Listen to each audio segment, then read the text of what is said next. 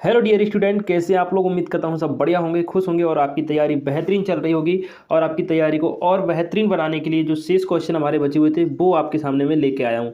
इससे पहले हमने 2 लाइव क्लास ली थी साइंस की, जिनमें हमने पार्ट 1 में पूरे के पूरे क्वेश्चन किए थे और पार्ट 2 में अब बाकी जो क्वेश्चन बचे थे अध्याय 11 से लेकर अध्याय 15 तक, वो सारे क्वेश्चन आज की इस वीडियो के थ्रू मैं आप तक पहुँचा रहा हूँ। तो फटाफट से इन क्वेश्चन को अच्छे से प्रिपेयर कीजिए, क्योंकि यहीं से आपका एग्जाम आएगा, है ना। बहुत सारे क्वेश्चन यहाँ से आपको एग्जाम में देखने को मिलेंगे, तो जल्दी से इन प्रश्नों को अच्छे से याद कर लीजिए। चलिए स्टार्ट करते हैं फर्स्ट क्वेश्चन से।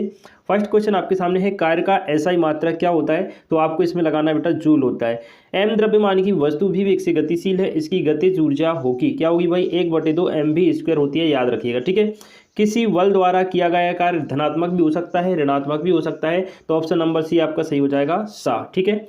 नेक्स्ट क्वेश्चन है, एक बच्चा किसी भारी वस्तु पर 10 मिनट तक बाह्य बल लगाकर खिसकाने का प्रयास करता है, लेकिन वस्तु अपने स्थान से हिलती भी नहीं है। इस घटना में बच्चे द्वारा किया गया कार्य होगा शून्य होगा, क्योंकि वस्तु में कोई परिवर्तन नहीं हुआ, तो कार्य कैसा हो जाता है भाई, शून्य हो जाता है, ठीक है। अब आपको रिक्त स्थान है, ये रिक्त स्थान आपको अच्छे से भर के जाना है। देखो, कार्य बराबर होता है बल गुणा विस्थापन, तो पहले में आपको भरना है बल गुणा विस्थापन भरना है, ठीक है। दूसरा देखो, 1 जूल बराबर होता है न्यूटन गुणा मीटर, क्या, न्यूटन गुणा मीटर, तो दूसरे में आपको भरना है न्यूटन।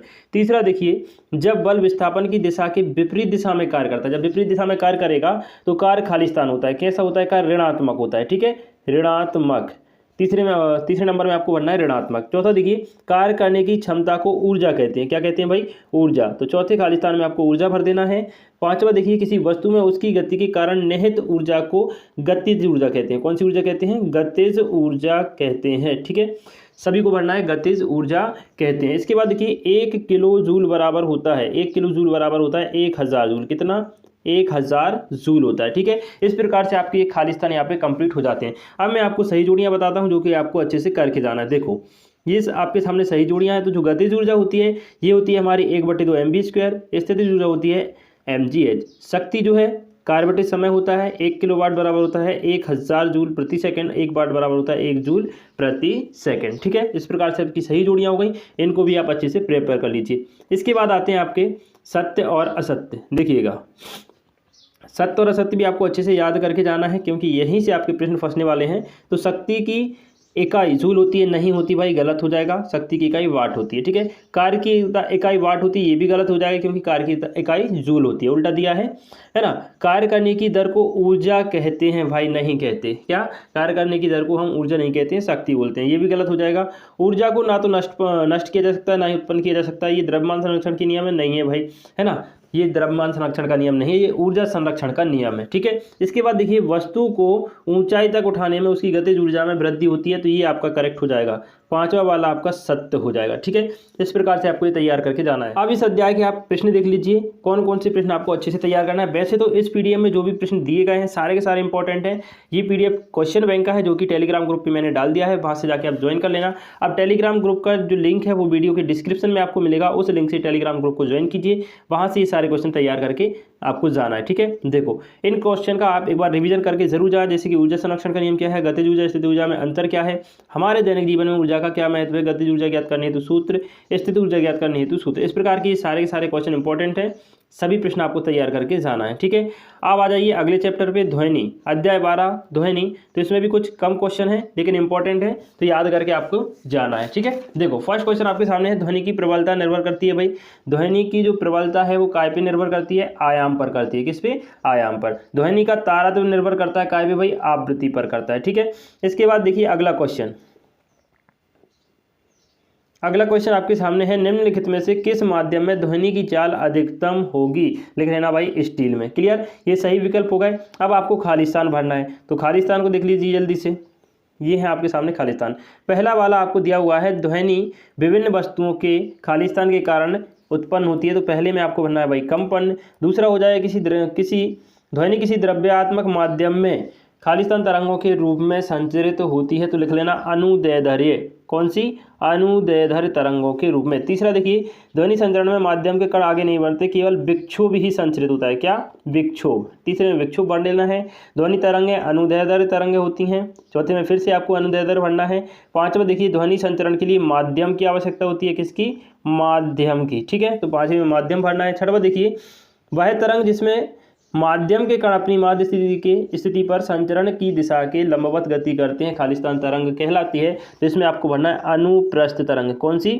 अनुप्रस्थ तरंग, यानी कि क्वेश्चन नंबर 6 में आपको अनुप्रस्थ भरना है। इसके बाद देखिए क्वेश्चन नंबर 7, एकांक समय में दोलनों की कुल संख्या ध्वनि तरंग की आवृत्ति कहलाती है। भाई क्या कहलाती है? आवृत्ति कहलाती है। तो 7वें नंबर में आपको आवृत्ति भर लेना है। ठीक है, अब आ जाइए भाई सही जोड़ियों पे। तो ये सही जोड़ियाँ आपके सामने है, फटाफट से इनको मैच कीजिए। देखो, ध्वनि से अधिक गति से चाल होती है पराध्वनि की। ध्वनि श्रव्यता प्रास जो होती है वो होती है आपकी 20 हर्ट्ज से 20,000 हर्ट्ज के मध्य, है ना। अपश्रव्य ध्वनि होती है 20 हर्ट्ज से कम, पराश्रव्य ध्वनि जो होती है 20,000 से ज़्यादा होती है, और माइक्रोफोन जो है श्रवण सहायक युक्ति है। इस प्रकार से आपकी सही जोड़ियां मैच हो जाती हैं। अब आपको सत्य तैयार करके जाना है। ठीक है, देखो, प्रकाश विद्युत प्रभाव की खोज फैराडे ने की थी, बिल्कुल सही है, सत्य हो जाएगा। ध्वनि तरंग अनुदैर्ध्य तरंगें होती हैं, ये भी आपका सत्य हो जाएगा। इसके बाद अगला क्वेश्चन आपके सामने है, ध्वनि संचरण हेतु किसी माध्यम की आवश्यकता नहीं होती, ये आपका गलत हो जाएगा।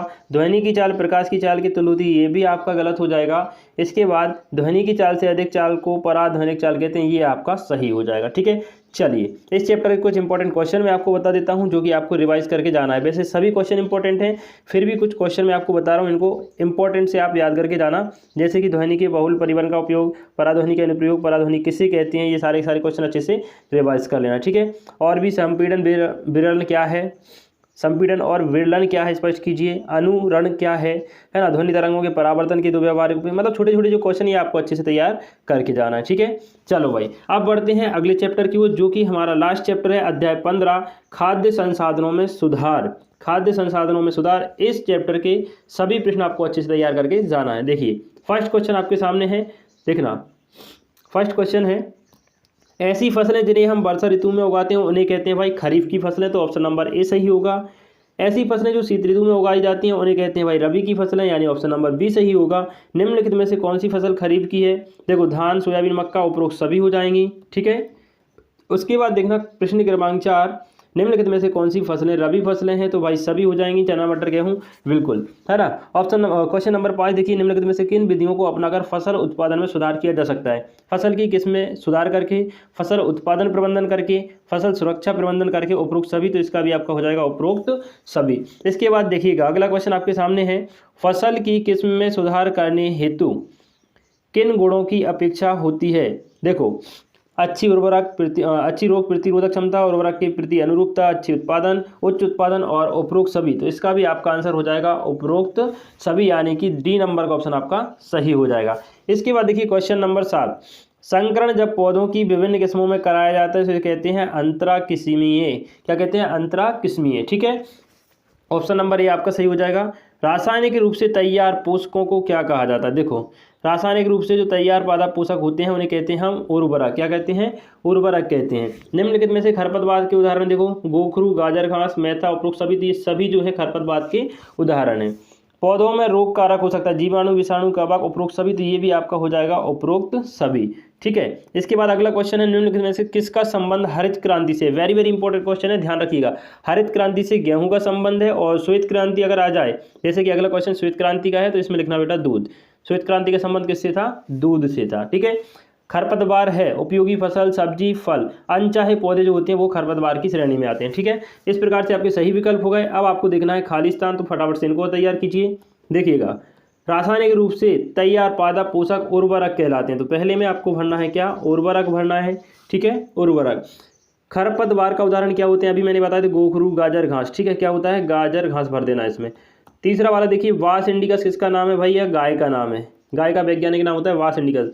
वास बोवेलिस किसका नाम होता है? भैंस का होता है। किसका होता है? भैंस का। वर्मी कंपोस्ट में उपयोग करते हैं किसका? केंचुआ का। तो 5वें में आपको भरना है भाई केंचुआ। ठीक है, इसके बाद अगले देखिए, छठवा देखिए, बृहत पोषक तत्व।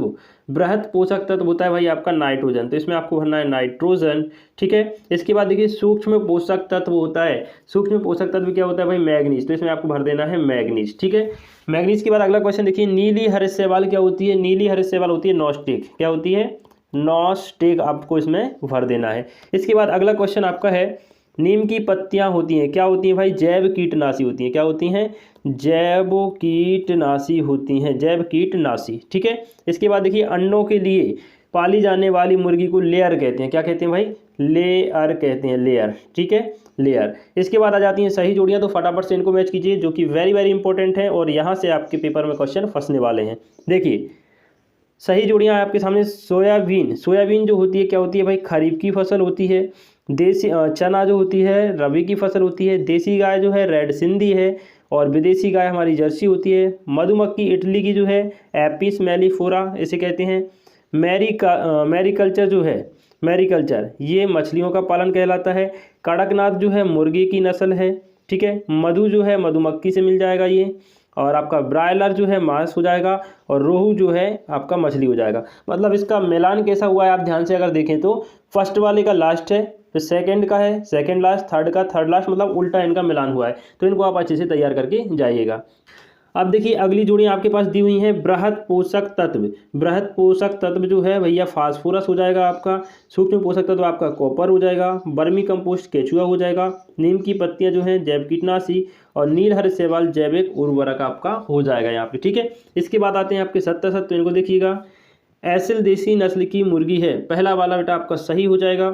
मिश्रित मछली पालन में धान के साथ मछली पाली जाती, ये आपका गलत हो जाएगा, ठीक है। दूसरा वाला आपका रॉन्ग हो जाएगा। चारा गाय में गेहूं खेती की जाती है, गलत। मधुमक्खी से शहद प्राप्त होता है, सही हो जाएगा। कुक्कुट पालन कुत्ते से संबंधित है, गलत हो जाएगा। पौधे में रोग कारक विषाणु हो सकते हैं, देखो पौधे में रोग कारक विषाणु हो सकते हैं, सही हो जाएगा। दीप्ति काल का प्रभाव पुष्पन पर पड़ता है, ये भी आपका सही हो जाएगा।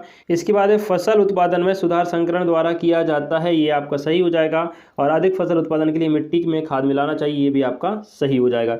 इस प्रकार से जितने भी महत्वपूर्ण वस्तुनिष्ठ प्रश्न थे यानी कि आपके ऑब्जेक्टिव टाइप के क्वेश्चन थे वो सारे के सारे मैंने यहाँ पे कंप्लीट करवा दिए, ठीक है।